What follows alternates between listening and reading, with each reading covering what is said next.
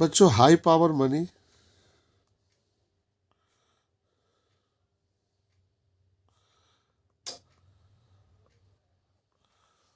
हम लोग किसे कहेंगे, उसे हमें जानना होगा।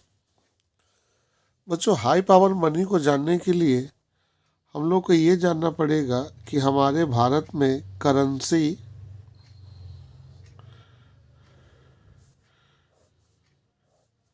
कौन कौन इशू करते हैं। हमारे भारत में करेंसी इशू करते हैं गवर्नमेंट और आरबीआई। यही दो हमारे भारत में करेंसी को इशू करते हैं। बच्चों, गवर्नमेंट जो होती है बच्चों, ये कॉइन को पब्लिश करती हैं और ये पेपर नोट को।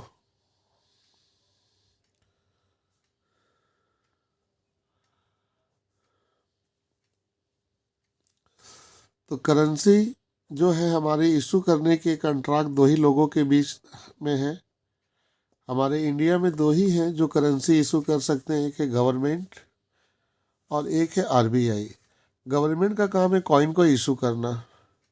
अगर ये कॉइन को इशू करना चाहते हैं तो ये 1 रुपये से लेके 1000 रुपये तक की कॉइन को इशू कर सकते हैं। और अगर ये नोट इशू करना चाहते हैं तो 10,000 नोट तक का इशू कर सकते हैं, अभी जैसा कॉन्ट्रैक्ट चल रहा है उसी बेस पे। लेकिन हम आपको जो समझाना चाहते हैं हाई पावर होता कैसे है। तो करेंसी जो है ये लोग मार्केट में इशू करते हैं, गवर्नमेंट और आरबीआई। और ये करेंसी जो होती है, ये करेंसी मार्केट में सर्कुलेट होती है। ये करेंसी मार्केट में सर्कुलेट होती है। मार्केट में ये करेंसी को पब्लिक इस करेंसी को पब्लिक अपने पास रखती है और पब्लिक इस करेंसी को दो पार्ट में कर देती है। पहला, करेंसी का कुछ हिस्सा पब्लिक अपने पास खुद रखती है और कुछ हिस्सा अदर बैंक में जाकर जमा कर देती है। अदर बैंक का मतलब बच्चों कमर्शियल बैंक।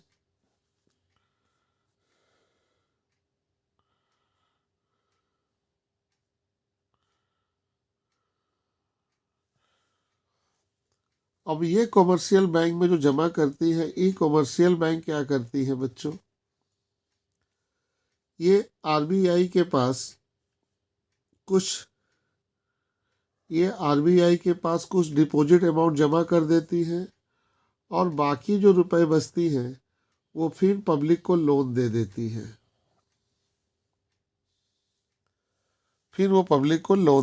है। तो बेटा ये प्रोसेस चलता रहता है। तो ये जो प्रोसेस चलता रहता है इसी को कहते हैं बच्चा high power money. High power money का मतलब होता है पावरफुल मनी। तो बच्चों, हाई पावर मनी कहाँ से शुरुआत होती है? करेंसी। भारत में दो ही लोग करेंसी इशू कर सकते हैं, गवर्नमेंट और आरबीआई। और वो करेंसी पब्लिक अपने पास रखती है या बैंक में जाकर जमा कर देती है। और बैंक क्या करती है बच्चों, उसी का कुछ हिस्सा आरबीआई के पास रख देती है, जिसे कहते हैं एलआरआर, लीगल रिजर्व रेशियो। इसके तहत आरबीआई के पास इसको कुछ हिस्सा जमा कर देना पड़ता है और कुछ हिस्सा वो लोन के रूप में फिर पब्लिक को दे देते हैं। और ये प्रोसेस चलता रहता है। ये हाई पावर मनी है। तो बच्चों, हाई पावर मनी का डिफिनेशन अब क्या है हम लोग बता सकते हैं। तो हाई पावर क्या है बच्चों, अब हम लोग इसकी जानकारी आपको देने जा रहे हैं।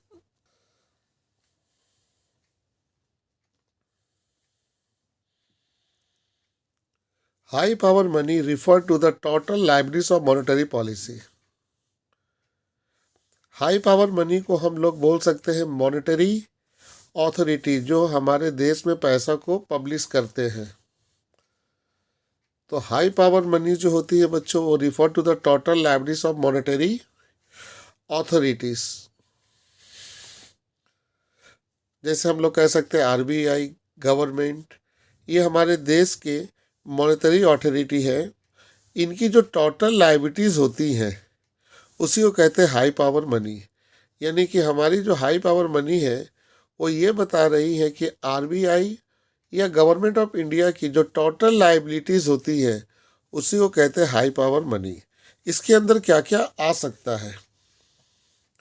इट कंस्ट्रेट हाई पावर मनी के अंदर आता है पहले करेंसी हेल्ड बाय पब्लिक। अगर पब्लिक के पास पैसा है तो ये पैसा पब्लिक के पास है, तो देखोगे आप नोट में लिखा रहता है जिसमें कहा जाता है द गवर्नमेंट ऑफ इंडिया, मैं धारक को वचन देता हूँ कि उनके पास जो पैसा होगा मैं उसको पेमेंट करूँगा।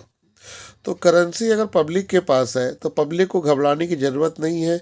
ये पूरा का पूरा पैसा जो पब्लिक के पास है इसका पूरा पेमेंट आरबीआई यानी कि हमारी मॉनेटरी अथॉरिटी करेगी। तो ये हाई पावर मनी का पहला हिस्सा होता है, ये पहली लाइबिलिटीज़ है। दूसरी है cash reserve with the commercial bank. जब हम लोग पैसा बैंक में जमा करते हैं तो बैंक कुछ हिस्सा अपने पास रखती है, तो वो भी पैसा बैंक के पास रखा हुआ है। वहाँ भी सरकार कहती है कि घबराओ मत, वहाँ भी जो पैसा रखा हुआ है वो मेरी जिम्मेदारी है कि मैं आपको उसको चुकाऊंगा। इसके अलावा require reserve for commercial bank to maintain with the RBI. RBI के पास कभी कभी कमर्शियल बैंक को रिजर्व का एक हिस्सा मेंटेन करना पड़ता है। ये भी लाइबिलिटीज हो जाती है आरबीआई के लिए चुकाने का। या इसके अलावा अदर डिपॉजिट, इसके अलावा तो वो डिपॉजिट जो आरबीआई के पास है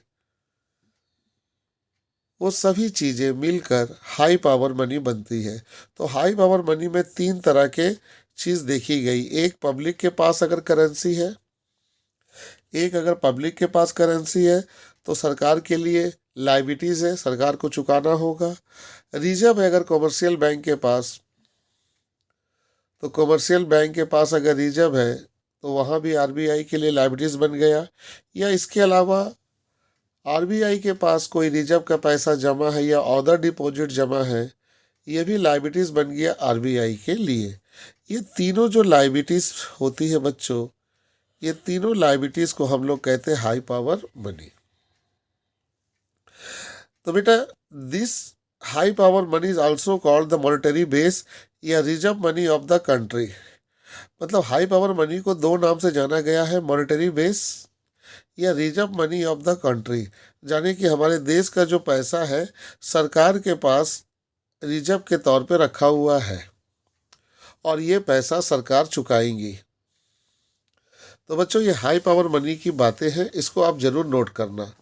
हाई पावर मनी जब भी आए तो आप तुरंत कह देना कि हाई पावर मनी में, हाई पावर मनी का मतलब होता है बेटा टोटल लाइबिलिटीज़। ये बात याद रखना, हाई पावर मनी एक टोटल लाइबिलिटीज़ है किसका? मॉनेटरी अथॉरिटी का, यानी कि आरबीआई ऑफ द कंट्री।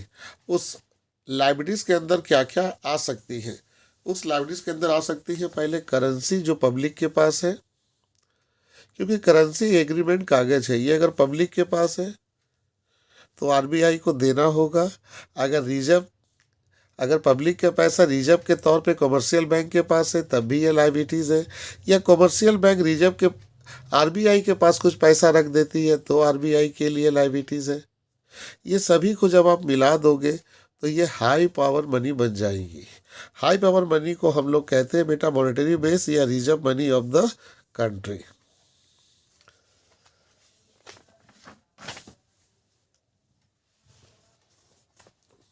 अब हम लोग के सामने सेकेंड टॉपिक है बच्चा, और वो है मनी मल्टीप्लायर। एग्जाम में अगर मनी मल्टीप्लायर आ जाए या रिलेशन पूछे हाई पावर मनी से मनी मल्टीप्लायर से क्या है, तो वो रिलेशन मैं आपको बताने जाऊंगा। और ये कभी कभी मैथमेटिकल कैलकुलेशन आता है इसके ऊपर कि मनी मल्टीप्लायर आप किस तरीके से ड्राइव करोगे, किस तरीके से ये बनाओगे, फार्मूला बनाकर दिखाओ। बच्चों मनी मल्टीप्लायर को सीखने के लिए सबसे पहले हम लोग को जानना होगा कि ये वर्क कैसे करती है। बच्चों ये मनी मल्टीप्लायर है,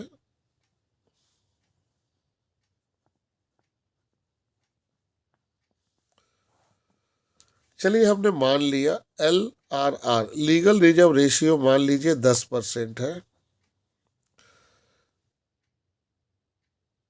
तो मनी मल्टीप्लायर जो होती है, मनी मल्टीप्लायर उनका फार्मूला होता है 1/LRR।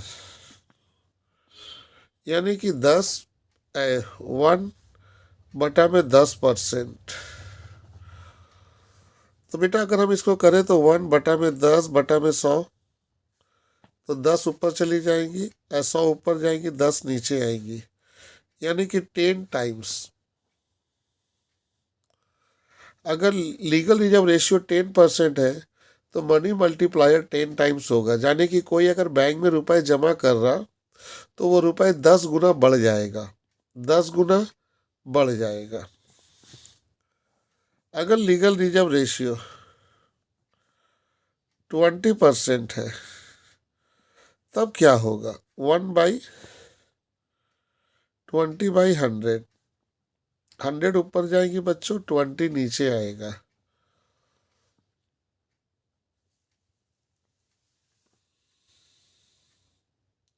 फाइव टाइम्स, यानी कि वो पैसा 5 टाइम्स आपका बढ़ जाएगा। तो ये है मनी मल्टीप्लायर का टाइम्स। तो देखिए वर्क कैसे होता है। सपोज करिए ये एक शख्स है, पब्लिक है, ये 1000 रुपया जाकर बैंक में जमा किया।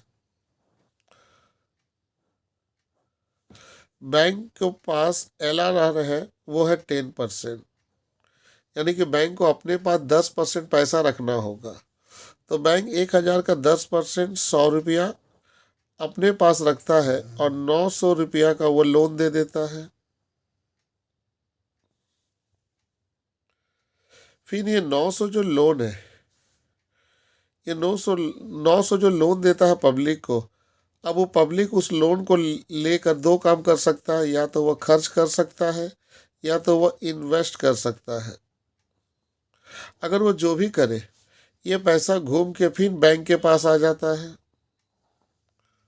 फिर ये बैंक क्या करता है बच्चों, फिर ये बैंक उसका 10% अपने पास 90 रुपए रखता है और 810 रुपए का क्या करता है, लोन देता है। फिर ये 810 बच्चों घूम फिर के किसी न किसी बैंक में जाता है। फिर वो बैंक उसको दो पार्ट कर देता है बच्चों, 81 रुपीज़ अपने पास रखता है और बाकी रुपीज़ जो है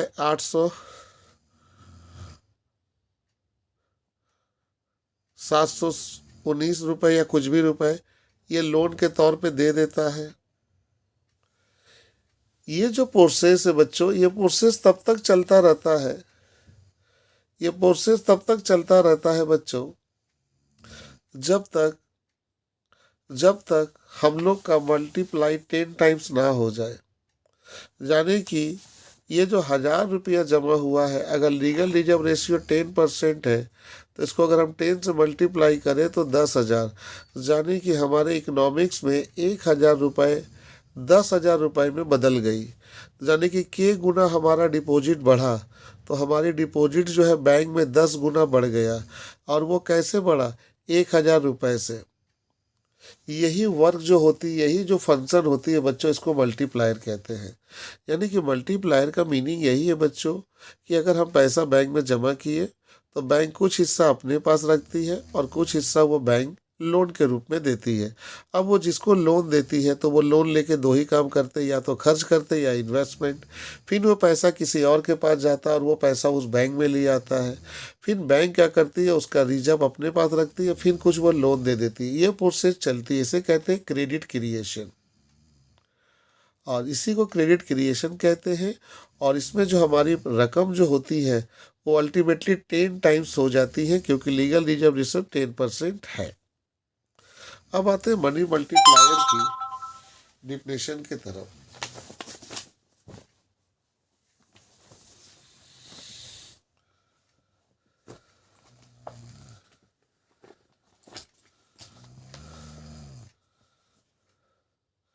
बच्चों ये कॉन्सेप्ट है मनी मल्टीप्लायर की, लेकिन यहाँ से हम डिफिनेशन देंगे उसके एग्जाम्पल से।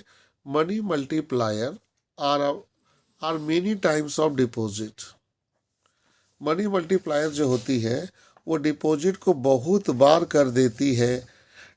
Many times of deposit and multiply money multiplier are many times of initial deposit का मतलब होता है बच्चों, जो हम पहली बार बैंक में जमा किए।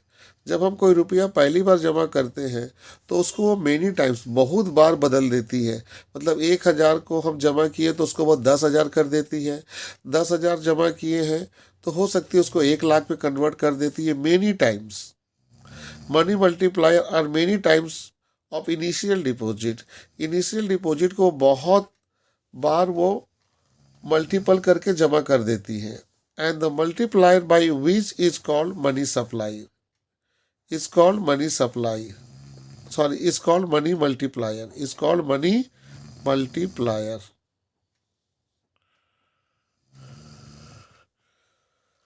ये इसकी डिफिनेशन है। Money multiplier are many times of initial deposit. जब हम इनिशियल डिपॉजिट करते हैं तो उसका मेनी टाइम डिपॉजिट बढ़ जाता है। एंड मल्टीप्लाई बाई विच, और जब इस डिपॉजिट को हम लोग मल्टीप्लाई करते हैं जिससे, उसी को कहते हैं मनी मल्टीप्लायर।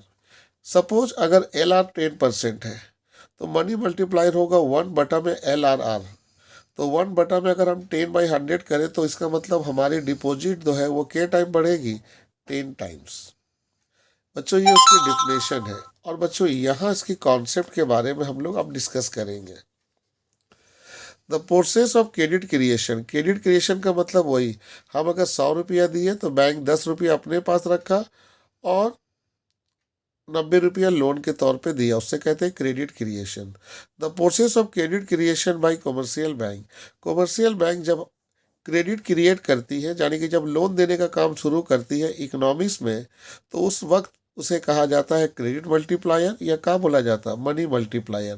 क्योंकि लोन देने से फिर वो पैसा लोन के तौर पे पब्लिक के पास जाती है, पब्लिक खर्चा करती है, फिर वो पैसा ऑटोमेटिक बैंक के पास आती है। इसे हम कहते हैं मनी मल्टीप्लायर। बच्चों जैसा कि हम लोग जानते हैं,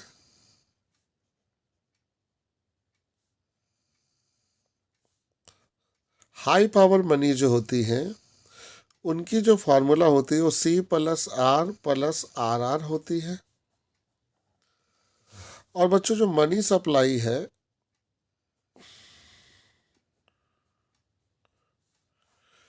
जिसको हम M से डिनोट करेंगे, उनकी इक्वेशन होती है C+D।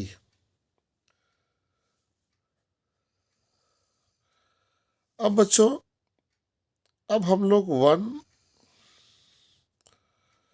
अब बच्चों हम लोग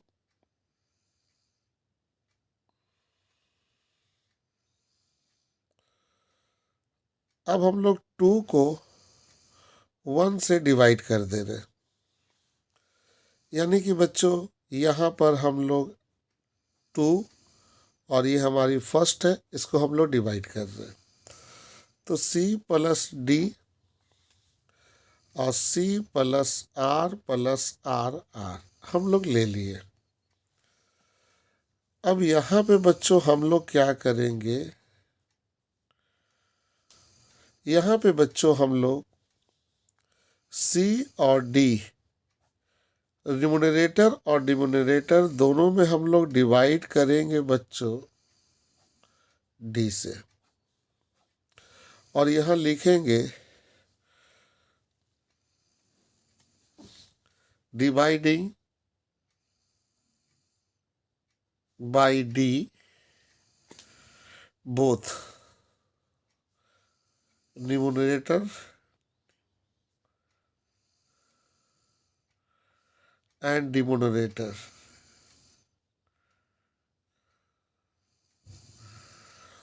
बच्चों जब इसको डिवाइड करेंगे तो ये CD हो जाएगा, D कटेगा तो 1 हो जाएगा। और बच्चों यहाँ होगा CD प्लस RD अब प्लस RRD। ये हमारी वैल्यू आ गई M/H की। और बच्चों आपको याद होगा इन दोनों के बराबर जो होती है वो K होती है। तो C+D बटा में 1 CD plus RD plus RRD, ये जो आई है वो मनी मल्टीप्लायर का वैल्यू आ गया, डेरिवेशन। क्योंकि आपको तो मालूम था बच्चों कि मनी सप्लाई कैसे होती है, के इंटू हाई पावर मनी, तो एम बटा में एच बराबर के, और के क्या है, मनी मल्टीप्लायर।